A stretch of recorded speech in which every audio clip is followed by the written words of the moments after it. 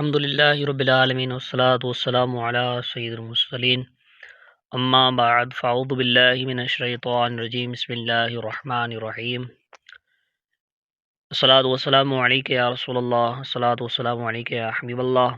یوم عرفہ ذوالحجہ کی فضیلت۔ پیارے پیارے اسلامی بھائیوں، اس مبارک عشرے میں 9 ذوالحجۃ الحرام بھی بڑی برکت والا دن ہے۔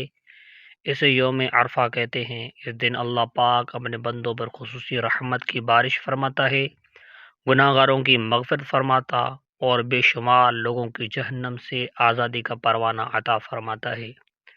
احادیث مبارکہ میں اس دن کی بہت فضیلت بیان ہوئی ہے۔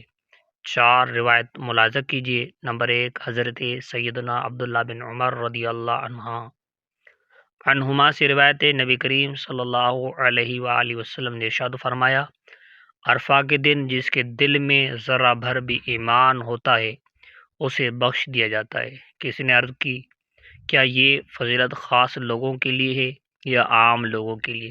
فرمایا، تمام لوگوں کے لیے۔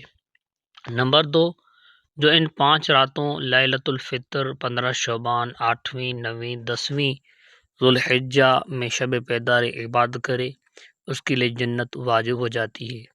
نمبر 3، یوم عرفہ میں شیطان کو بڑے بڑے گناہ گاروں کی بخشش دکھائی جاتی ہے، جس کی وجہ سے شیطان اپنی نظروں میں ذلیل و خوار ہو جاتا ہے۔ نمبر 4، اللہ کریم عرفہ کے دن سے زیادہ کسی دن بندوں کو جہنم سے